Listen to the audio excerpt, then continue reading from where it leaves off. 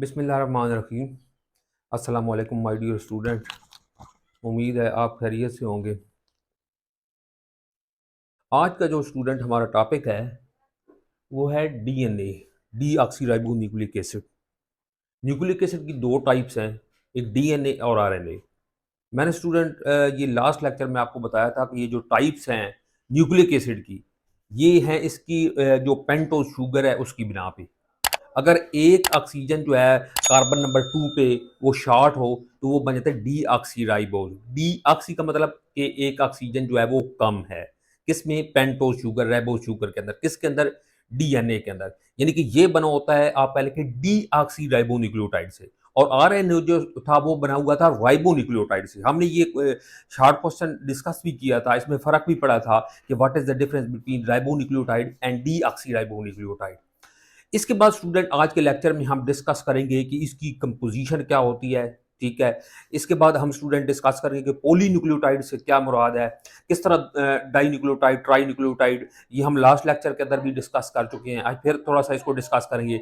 इसके बाद स्टूडेंट हम आज डिस्कस करेंगे कि व्हाट इज चारगफ रूल। चारगफ रूल किसे कहते हैं, अरविंद चारगफ ने क्या काम किया है, पी11 ने क्या काम किया है।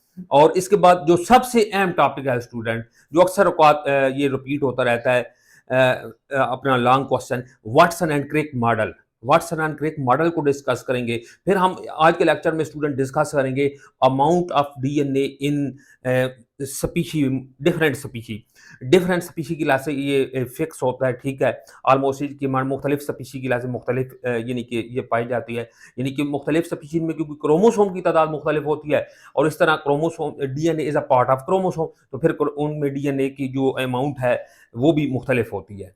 इसके अलावा स्टूडेंट हम इसकी amount of DNA in cell भी देखेंगे, क्योंकि बाज डिप्लॉइड सेल होते हैं और बाज हैप्लॉइड सेल होते हैं। तो स्टूडेंट शुरू करते हैं। DNA deoxyribonucleic acid, ये इसका एब्रीविएशन है student, deoxyribonucleic acid. याद रखना है आपने कि DNA is a hereditary material, it control the properties and potential activities of cell. दो बातें आपने याद रखनी है स्टूडेंट, कि एक तो ये हेरिडिटरी मटेरियल है, एक तो स्टूडेंट क्या है, हेरिडिटरी मटेरियल, यानी कि ये विरासती मादा है। यानी यही यही विरासती मादा, यही हेरिडिटरी मटेरियल इसको क्यों कहते हैं, क्योंकि यही आगे नेक्स्ट जनरेशन में जो है वो ट्रांसफर होता है। और ये क्या करता है स्टूडेंट, ये प्रॉपर्टीज को भी कंट्रोल करता है और पोटेंशियल एक्टिविटी की, यानी कि जितनी भी उसकी खसूसियात है, जितनी भी उसके फंक्शन होते हैं ऑर्गेनिज्म के, चाहे उसकी जो भी खसूसियात होते हैं, करैक्टर होते हैं, उनको डीएनए ही कंट्रोल करता है। तो याद रखना है स्टूडेंट कि ये एक विरासती मादा है और जितनी भी इंसानी खसूसियात, जितने भी फंक्शन होते हैं, ये उनको कंट्रोल करता है। कंपोजिशन क्या है इसकी, इंपॉर्टेंट शॉर्ट क्वेश्चन है कि what is the composition of DNA. It is made up of 4 kinds of nucleotide. ये 4 किस्म के न्यूक्लियोटाइड से बना होता है। ये स्टूडेंट लिखा हुआ है DAMP, इसको आपने किस तरीके से पढ़ना है, deoxyadenosine monophosphate, D oxy guanosine monophosphate, D oxy deoxythymidine monophosphate, deoxycytidine monophosphate. तो ये स्टूडेंट आपने ये 4 किस्म के न्यूक्लियोटाइड हैं। हालांकि आपको पता है कि अगर दोनों नाइट्रोजिनस बेसिस देखें ना, तो टोटल 5 किस्म के न्यूक्लियोटाइड, यूरासिल भी होता है, लेकिन यूरासिल नहीं होता इसमें, इसकी जगह जो है वो थायामीन होता है, ठीक है। तो ये यूरासिल नाइट्रोजनस बेस नहीं पाई जाती।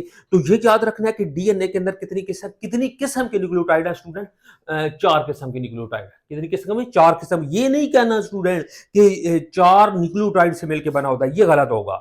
4 किस्म के 4 टाइप के न्यूक्लियोटाइड से मिलकर बना होता है। न्यूक्लियोटाइड तो हजारों की तादाद में होंगे, लेकिन टाइप कितनी होगी स्टूडेंट, 4 टाइप्स की होंगी। इसके बाद स्टूडेंट शॉर्ट क्वेश्चन है कि पोलीन्यूक्लियोटाइड चेन, ठीक है, या पॉलीन्यूक्लियोटाइड किसे कहते हैं, the nucleotide United with one another through a phosphodiester bond. ये हमने लास्ट लेक्चर के अंदर डिस्कस किया था कि किस तरह एक न्यूक्लियोटाइड दूसरे न्यूक्लियोटाइड के साथ अटैच होता है। आपको पता है कि जो फास्फेट ग्रुप अटैच होता है कार्बन नंबर 5 के साथ, अगर उसका OH ग्रुप आएगा तो दूसरे न्यूक्लियोटाइड के वो कार्बन नंबर 3 के OH ग्रुप के साथ फास्फोडाइएस्टर बॉन्ड बनाएगा।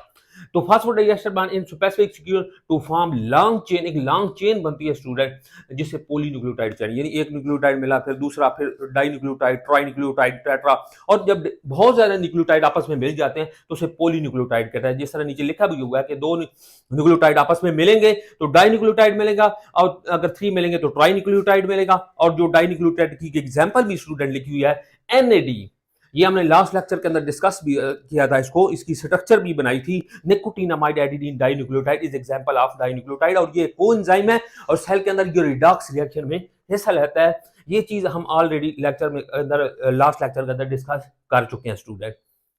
इसके बाद स्टूडेंट आपने देखना है चारकॉफ रूल, ये मैंने यहाँ पे हेडिंग दी हुई है इसको, चारकॉफ रूल। ये एक साइंटिस्ट थे 1951 अर्विन चारकॉफ। लेकिन इससे पहले आपने ये याद रखना है स्टूडेंट, एक साइंटिस्ट थे P.A. लेमन। कौन से स्टूडेंट साइंटिस्ट थे? P.A. लेविन। ये इन्होंने 1920 के अंदर जो है ना, ये डीएनए की जो कंपोजिशन थी वो बता दी कि ये जो डीएनए ये किस पे मुश्तमिल है, इसमें कौन कौन सी, इसमें यानी कि फास्फेट ग्रुप है, इसमें पेंटो शुगर है। तो ये कंपोजिशन तो 1920 के अंदर P.A. लेमन जो है वो बता चुका था। ठीक है। इसके बाद जो 1951 के अंदर Erwin चारकॉफ provided data about the ratio of different bases present in this molecule। तो इसने एक्चुअली रेशियो बताई कि किस बेस की जो मिकदार है नाइट्रोजनस बेस की वो कितनी पाई जाती है। ठीक है। तो इसने क्या बताया student, this data suggest that adenine is equal to thymine. Adenine किसके बराबर होती है स्टूडेंट? एडेनिन किसके बराबर होती है? थायामीन की। ठीक है। और गुआनिन किसके बराबर होती है स्टूडेंट? साइटोसिन की। और इक्वल रेशियो। ठीक है। एट जीसी वाला रूल आपने याद रखना है। एडेनिन किसके बराबर होता है स्टूडेंट? थायामीन के। गुआनिन किसके बराबर होता है? साइटोसिन के। कौन सा रूल याद रखना है? एट जीसी वाला, एट गवर्नमेंट कॉलेज। एडेनिन हमेशा किसके बराबर होती है? थायामीन के। और गुआनिन हमेशा किसके बराबर होती है? साइटोसिन के। एग्जांपल, ये एक टेबल बना हुआ है स्टूडेंट, आपकी बुक के अंदर एक टेबल बना हुआ है। ठीक है। उसमें सोर्स ऑफ डीएनए बताया गया है कि वो किसका डीएनए है, फिर उसकी एडेनिन, गुआनिन, थायामीन और साइटोसिन की रेशियो बताई गई। जिस तरह मैंने एक उस टेबल में से एग्जांपल लिखी है, जिस तरह मैन, इंसान के अंदर स्टूडेंट, कि इसमें एडेनिन कितनी है? 30.9 है। ठीक है। और ये देख सकते हैं कि ये ऑलमोस्ट थायामीन के इक्वल है। ठीक है। 29.4। और इस तरह गुआनिन जो है वो 19.9 है और 19.8 साइटोसिन। ये जो गुआनिन है ये ऑलमोस्ट किसके बराबर है? साइटोसिन के बराबर है। तो यही रूल उसने एर्विन चारकॉफ ने बताया था, एट जीसी वाला। एडेनिन हमेशा थायामीन के बराबर होती है, साइटोसिन हमेशा गुआनिन। ये तकरीबन आपस में इस तरह उसने शीप का भी बताया हुआ है स्टूडेंट, यीस्ट का भी बताया हुआ है। तो ये रेशो आपकी बुक के अंदर ये जो टेबल बना हुआ है छोटा सा, ये आपने तैयार करना है। इसके बाद स्टूडेंट है एक्स रेज डिफ्रैक्शन टेक्निक। तो पहले तो आपकी ये बुक के अंदर वैसे नहीं लिखा हुआ कि एक्स रेज डिफ्रैक्शन टेक्निक होती क्या है। तो ये एक इसको एक्सआरडी टेक्निक भी कहा जाता है, एक्सआरडी भी कहा जाता है। तो ये एक ऐसी टेक्निक है स्टूडेंट जिसमें ये एक्स रेज इस्तेमाल की जाती हैं, और जो भी आपके पास चीज हो उसकी जो फिजिकल प्रॉपर्टीज है उनको ऑब्जर्व, उनका जो है वो मुतालिया किया जाता है। उसकी मसलन कंपोजिशन क्या है उस चीज की, उसकी स्ट्रक्चर कैसी है। तो इस टेक्निक के अंदर वो चीज जो है इसके अंदर जो फिजिकल प्रॉपर्टी जो है वो अपना उनका जो है ऑब्जर्वेशन की जाती है, मुशाहिदा किया जाता है। Maurice Wilkin and Rosalind Franklin used this technique to determine the structure of DNA। ये दो साइंटिस्ट थे जिन्होंने ये टेक्निक इस्तेमाल की, किसके लिए? स्ट्रक्चर ऑफ डीएनए को मालूम करने के लिए। इसके बाद स्टूडेंट जो दो इंपॉर्टेंट साइंटिस्ट थे, जेम्स वाटसन और फ्रांसिस क्रिक, इन्होंने एक मॉडल पेश किया था स्टूडेंट। ये कौन कौन से हैं स्टूडेंट? जेम्स वाटसन है एंड फ्रांसिस क्रिक हैं। इन्होंने एक मॉडल, एक डीएनए के मुतालिक उसका अपने मुशाहिदा किया। ठीक है। और उसको बयान किया, जो किसके नाम से मशहूर है student? Watson and Crick model के नाम से मशहूर है। ठीक है। अकॉर्डिंग टू दिस मॉडल, ये मैंने स्टूडेंट पॉइंट बना दिए, तो ये आपने अच्छे तरीके से याद रखने हैं, इनको आपने तैयार करना है। तो DNA is made up of 2 polynucleotide chain of strand. तो जो पहले तो ये बात रखनी है कि जो डीएनए है स्टूडेंट ये 2 स्ट्रैंड पे मुश्तमिल होता है, ये डबल स्ट्रैंड होता है। क्या होता है स्टूडेंट? डबल स्ट्रैंड होता है। The two strands are coiled around each other in a form of double helix। और ये इस तरीके से जो दोनों चेन है इस तरीके से कॉइल होते हैं कि ये हीलिक्स बनाते हैं, ये टर्न बनाते हैं। ये हम डायग्राम के अंदर देखते भी हैं स्टूडेंट।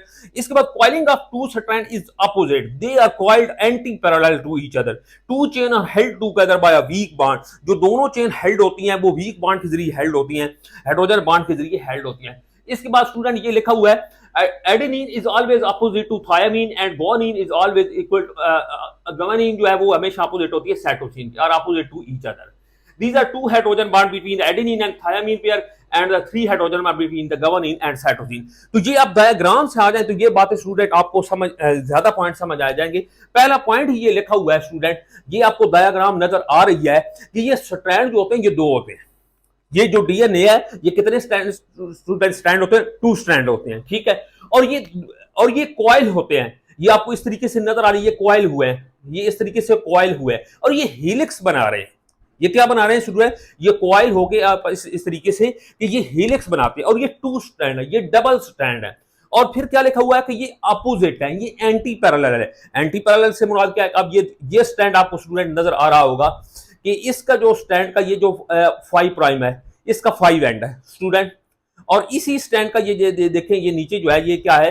ये 3 स्टैंड है इस साइड। लेकिन इस जो दूसरा स्टैंड है इसका जो 3 साइड है वो ऊपर है और 5 प्राइम वो नीचे है। ये हमने लास्ट लेक्चर के अंदर डिस्कस किया था कि ये 5 और 3 क्यों कहते हैं, क्योंकि 5 जो है स्टूडेंट जो फास्फेट ग्रुप अटैच होता है पेंटोज शुगर के साथ, ठीक है, वो कार्बन नंबर 5 के साथ अटैच होता है, ठीक है, और वो ऊपर की जानिब आपको नजर आ रही होती है, कार्बन नंबर 5 जो होती है वो आउट ऑफ रिंग चली जाती है, तो उसके साथ अटैच होता है। और जो 3 होता है, जो नया न्यूक्लियोटाइड आता है वो एक अगर फास्फेट आता है तो दूसरे न्यूक्लियोटाइड के वो कार्बन नंबर 3 के साथ जो अटैच होता है वो उसके साथ फास्फोडाइएस्टर बॉन्ड बनाता है। तो ये इसलिए ये 5-3 लगाते हैं। और इस तरीके से आप देखते हैं कि जो दूसरा स्टैंड होता है स्टूडेंट वो अपोजिट हो जाता है, उसकी क्या हो जाता है स्टूडेंट? अपोजिट हो जाता है। तो ये एंटी पैरेलल होते हैं। और फिर ये लिखा गया है जो हमने पॉइंट डिस्कस किए हैं कि एडेनिन के हमारे जो सामने वो थायामीन आती है और साइटोसिन के सामने हमेशा गुआनिन आती है। और फिर ये बात आप याद रखिए स्टूडेंट कि एडेनिन और थायामीन के दरमियान जो है वो डबल बॉन्ड बनता है। ये आपको शक्ल में नजर आ रहा है डायग्राम के अंदर, ये डबल बॉन्ड है, ठीक है। ये क्या है स्टूडेंट? ये डबल बॉन्ड है, ये डबल बॉन्ड है। क्या है जी? डबल बॉन्ड, ठीक है, ये डबल बॉन्ड है। और ये आप देखें साइटोसिन और गुआनिन के दरमियान जो है वो स्टूडेंट ट्रिपल बॉन्ड नजर आ रहा है, ये ट्रिपल बॉन्ड बनता है। इस तरह फिर आगे आपको नजर आ रहा है कि एडेनिन के सामने हमेशा थायामीन आती है और डबल बॉन्ड बनता है, और साइटोसिन के सामने हमेशा गुआनिन आती है और ट्रिपल बॉन्ड बनता है। अब थोड़ा सा मैं आपको ये बताना चाहता हूं स्टूडेंट कि ये डबल बॉन्ड एडेनिन और थायामीन के दरमियान क्यों होता है और साइटोसिन और गुआनिन के दरमियान ट्रिपल बॉन्ड क्यों होता है, ये भी अक्सर स्टूडेंट जो है ये क्वेश्चन करते हैं। तो ये देखना है आपने, अगर ये आप डायग्राम देखें, ये एक नीचे डायग्राम बनी है, उम्मीद है आपको ये डायग्राम नजर आ रही होगी। ये आप देख सकते हैं इस तरीके से। एक तो फिर ये बताया गया कि ये एक साइड जो है वो 5 प्राइम, इसका 5 प्राइम जो है वो ऊपर है, 5 एंड ऊपर है, ठीक है, और नीचे 3 है, इसका जो है वो 3 है, ठीक है, और इसका नीचे 5 है। तो ये इस तरह आप देखें ना, ये इस तरह इसकी नाइट्रोजनस बेस की जो पोजीशन बन जाती है। लेकिन इससे पहले आप एक और बात स्टूडेंट याद रख लें, यहां पे आप देख लें, मैं एक और डायग्राम बनाता हूं, तो आप अगर याद रख लें तो ये डायग्राम आपको समझने थोड़ी आसान हो जाएगी कि अगर ये डीएनए को आप समझ लें कि बिल्कुल इस तरीके से, जिस तरह ये सीडी है, जिस तरह स्टूडेंट क्या होती है, ये एक सीढ़ी होती है ना, उसके ये साइड वाले डंडे होते हैं, ये साइड वाले डंडे। एक सीढ़ी आपने देखी होगी जो लकड़ की बनी होती है, एक से उसके साइड वाले डंडे होते हैं जो बड़े लंबे होते हैं, ठीक है। और ये जो सीढ़ी के जो साइड वाले डंडे हैं स्टूडेंट, ये किससे मिलके बने होते हैं? ये फास्फेट ग्रुप, फास्फेट और जो है वो किससे मिलके बनते होते हैं स्टूडेंट? डीऑक्सीराइबोज जो पेंटोज शुगर है वो ये उससे मिलके बने होते हैं। किससे मिलके बने होते हैं? ये स्टूडेंट ये जो 5 कार्बन ये किससे मिलके बने होते हैं स्टूडेंट? ये डीऑक्सीराइबोज एक शुगर है, ठीक है, और ये किस है? Phosphate group. ये दोनों जो साइड वाले डंडे हैं स्टूडेंट, ये किससे मिलके बने होते हैं? डीऑक्सीराइबोज शुगर से और प्लस फास्फेट से बने होते हैं, दोनों साइड वाले। और जो दरमियान में आते हैं ना स्टूडेंट, इस तरीके से ये दरमियान में नाइट्रोजनस बेस आती है, और एडेनिन की सामने हमेशा क्या आएगी जनाब? थायामीन आएगी, और साइटोसिन के सामने क्या आएगी? इस तरह गुआनिन आएगी, और इनके दरमियान ट्रिपल बॉन्ड यानी 3-3 डंडे बनेंगे, और एडेनिन थायामीन के दरमियान 2-2 डंडे बनेंगे। तो जो दरमियान वाली सीढ़ी के स्टूडेंट डंडे होते हैं वो नाइट्रोजनस बेस से बने होते हैं, ठीक है। वो दरमियान वाले कौन बनाते हैं? उनके दरमियान जो हाइड्रोजन बॉन्ड बनता है स्टूडेंट, वो आप पहले के जो दरमियान वाले जो उसके सीढ़ी के जो डंडे होते हैं वो किससे बने होते हैं? नाइट्रोजनस बेस जो हाइड्रोजन बॉन्ड बनाती हैं बिटवीन एडेनिन थायामीन के दरमियान डबल और साइटोसिन गुआनिन के दरमियान ट्रिपल बॉन्ड, तो वो उससे बने होते हैं। जो साइड वाले सीढ़ी के होते हैं स्टूडेंट, वो किससे बने होते हैं? वो पेंटोज शुगर जो डीऑक्सीराइबोज शुगर है उसको डी से जाहिर किया गया है आपकी बुक की जो अंदर डायग्राम बनी हुई है और उसके साथ फास्फेट ग्रुप। तो साइड वाले जो है ये दो चीजों से मिलकर बने हुए हैं। ये आपको डायग्राम नजर आएगा। अब ये बात सुन लें कि ये जो एडेनिन और थायमिन के दरमियान डबल बॉन्ड क्यों होता है और साइटोसिन और गुआनिन के दरमियान ट्रिपल बॉन्ड स्टूडेंट क्यों होता है। तो ये डायग्राम आपको नजर आ रही है, ये नीचे वाली स्टूडेंट आपको ये यहाँ पे देखें, जो थायमिन है वो उसके सामने एडेनिन है और साइटोसिन के सामने स्टूडेंट ये गुआनिन है। ये नजर आ रही है ना आपको। तो क्योंकि जो हाइड्रोजन बॉन्ड होता है स्टूडेंट, ये हम ऑलरेडी डिस्कस कर चुके हैं कि जो हाइड्रोजन बॉन्ड होता है ये किस किस के दरमियान बनता है, बिटवीन हाइड्रोजन एंड ऑक्सीजन या फिर हाइड्रोजन एंड नाइट्रोजन। ठीक है, ये आमतौर पर ये डीएनए के अंदर इसी के दरमियान होता है। तो जो साइटोसिन और गुआनिन होती है वो उसके जो दरमियान ये जो पोजीशन बनती है कि हाइड्रोजन के सामने ऑक्सीजन आए या फिर नाइट्रोजन आए, तो ये तीन पोजीशन पे शो हो जाता है। ये आपको डायग्राम नजर आ रही है, तीन पोजीशन आपको नजर आ रहे हैं स्टूडेंट। ये साइटोसिन गुआनिन के दरमियान 1, 2 और 3, ये तीन पोजीशन ये ऐसी हैं जहां पे हाइड्रोजन ऑक्सीजन या हाइड्रोजन नाइट्रोजन आमने सामने आ जाते हैं। और एडेनिन और थायमिन के दरमियान स्टूडेंट, अब ये देखिए ये डबल बॉन्ड क्यों होता है कि इनकी दो पोजीशन स्टूडेंट सामने आती हैं। इनकी सामने जो पोजीशन आती है बॉन्ड बनाने के लिए, नहीं हाइड्रोजन के सामने मैंने क्या आपको बात बताई कि हाइड्रोजन किसके साथ बॉन्ड बनाएगा, या तो ऑक्सीजन के साथ बनाएगा जो हाईली इलेक्ट्रोनेगेटिव है, या फिर नाइट्रोजन के पास। तो ये एडेनिन और थायमिन के दरमियान दो पोजीशन पे सामने आता है, इसलिए एडेनिन और थायमिन के दरमियान जो है वो स्टूडेंट वो डबल बॉन्ड होता है और साइटोसिन और गुआनिन के दरमियान ट्रिपल बॉन्ड होता है। तो ये बातें उम्मीद है आपको समझ आ गई होगी। इसके बाद स्टूडेंट हम आगे चलते हैं। The two strands are wound around each other so that there are 10 base pair in each turn of about 34 angstrom unit। ये आपने याद रखना है कि ये जो एक हीलिक्स बनता है स्टूडेंट, ये जब कॉइल करते हैं दोनों स्ट्रैंड, तो ये यहाँ पे ये बना लेते हैं ये स्टूडेंट कि ये किस तरीके से एक हीलिक्स ये बनता है। ये लेंगे, ये समझे कि ये एक हीलिक्स है। ठीक है, और इसके अंदर आप ये कह लें कि कितने बेस पेयर आ जाते हैं। इसके अंदर जो बेस पेयर आते हैं स्टूडेंट, ये याद रखें बेस पेयर की बात है। किसकी बात है स्टूडेंट? बेस पेयर की बात है। किसकी बात है? बेस पेयर की। तो ये कितने आते हैं? 10। कितने आते हैं? 10। लेकिन अगर आपसे ये पूछा जाए कि ये जो राउंड एक दूसरे के एक हीलिक्स बनाते हैं स्टूडेंट, एक टर्न बनाते हैं, देखना, two strand are wound around each other so that there are 10 base pair in each turn. तो ये एक टर्न है, ये एक टर्न हमने बनाया। तो इसके अंदर कितने बेस पेयर आते हैं स्टूडेंट? 10 बेस पेयर आते हैं। कितने आते हैं? 10। अगर ये पूछा जाए कि कितनी बेस आती है एक टर्न के अंदर, तो फिर 20। अगर सिर्फ आपसे ये पूछ लिया जाए कि कितनी बेस आती है, तो वो 20। कितने बेस पेयर आते हैं? वो 10। तो ये आपने बात याद रखनी है। और ये कितने में आते हैं जी 10 बेस पेयर? ये कितना उसका यूनिट है? 34 एंगस्ट्रॉम। इसके मतलब ये लिखा गया कि 1 एंगस्ट्रॉम जो होता है स्टूडेंट, ये 100 मिलियन ऑफ अ सेंटीमीटर, यानी 1 सेंटीमीटर का को 10 करोड़वां हिस्सा बनेगा। 1 सेंटीमीटर का स्टूडेंट 10 करोड़वां हिस्सा बनेगा, क्योंकि 100 मिलियन है और 10 मिलियन का जो है वो आप कह लें कि ये जो 10 मिलियन 100 मिलियन है ना स्टूडेंट, तो 10 मिलियन का 1 करोड़ होता है स्टूडेंट। सॉरी, ये बात आपने याद रखनी है। यहाँ पे 1 एंगस्ट्रॉम जो बराबर होता है स्टूडेंट, ये किसके होता है? 100 मिलियन ऑफ अ सेंटीमीटर। यानी ये आप कह लें कि 100 मिलियन ऑफ द सेंटीमीटर ये 1 एंगस्ट्रॉम के बराबर होता है। तो ये आपने याद रखना है, इसको नोट कर लेना है, ये एमसीक्यू में पूछा जा सकता है। इसके बाद student, the amount of DNA is fixed for a particular species as it depends upon the number of chromosome. ये जो इसकी अमाउंट है डीएनए की, ये किसी भी स्पीशी के लिए फिक्स होती है। क्यों फिक्स होती है ये स्टूडेंट? आपने इसका आंसर ये है क्योंकि जो नंबर ऑफ क्रोमोसोम है ये स्पीशी के लिहाज से फिक्स होते हैं, और DNA is a part of chromosome. तो इसलिए जो डीएनए है उसकी अमाउंट जो है वो फिक्स होती है। किसके लिहाज से स्टूडेंट? स्पीशी के लिहाज से। तो एक तो ये बात आपने याद रखनी है, ये क्वेश्चन पूछा जा सकता है कि स्पीशी के लिहाज से जो डीएनए की अमाउंट है ये फिक्स क्यों होती है। Amount of DNA in cell, फिर आपने स्टूडेंट ये क्वेश्चन बताना है कि जो amount of DNA in cell के अंदर, तो amount of DNA in germ cells, sperm and ova is 1/2 to that of somatic cell. तो ये बात स्टूडेंट आपने याद रखनी है, क्योंकि मैंने पहले भी आपको बात बताई कि अगर सेल के अंदर स्पीशी के लिहाज के अंदर उसने फिक्स होती है, क्योंकि क्रोमोसोम फिक्स होते हैं। तो अगर सेल के अंदर पूछा जाए तो सेल में भी ये क्योंकि क्रोमोसोम के लिहाज से फिक्स होते हैं, तो सेल आपको पता है दो तरह के होते हैं। एक होता है स्टूडेंट डिप्लॉइड सेल और एक होते हैं हैप्लॉइड सेल। जितने भी हमारी बॉडी के जो सोमैटिक सेल हैं वो सारे डिप्लॉइड होते हैं। मसलन ये स्किन के सेल हो गए, आई के सेल हो गए, स्टोमक के सेल हो गए, जितनी भी सेल है, लिवर के सेल हो गए, किडनी के, ये सारे क्या होते हैं? सोमैटिक सेल, और ये डिप्लॉइड होते हैं। लेकिन जो आपका लेकिन रिप्रोडक्टिव सेल होते हैं, जो गमीट्स होते हैं स्टूडेंट, वो हैप्लॉइड होते हैं, जिसमें ये स्पर्म आ जाता है या एग आ जाता है, ठीक है, और या फिर एग को ओवा भी कहा जाता है। तो ये होते हैं स्टूडेंट हैप्लॉइड सेल, यानी इनमें क्रोमोसोम की जो तादाद है वो हाफ होती है। इस बना उनके जो अमाउंट ऑफ डीएनए है उनके अंदर वो भी हाफ होगी। तो ये डीएनए की जो अमाउंट होती है किस क्लास से फिक्स होती है? क्रोमोसोम के साथ। The amount of DNA in germ cell, sperm and ova is one half to that of somatic cell.